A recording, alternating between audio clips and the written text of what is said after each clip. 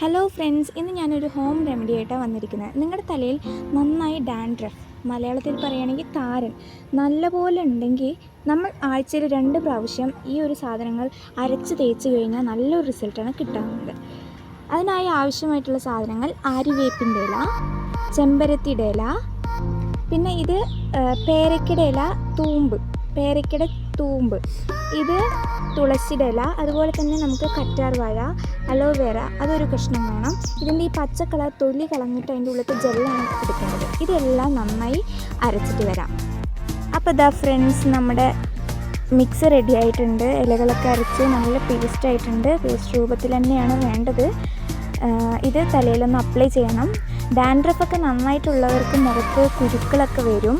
എൻ്റെ തലയിൽ നല്ല ഡാൻഡ്രഫൊക്കെ ഉണ്ട്. അതുകൊണ്ടാണ് ഞാനിങ്ങനെ ആഴ്ചയിൽ 2 പ്രാവശ്യം തേച്ചാൽ മതി. അപ്പോൾ ഫ്രണ്ട്സ്, ഇത് അപ്ലൈ ചെയ്യുന്ന വീഡിയോ ആയിട്ട്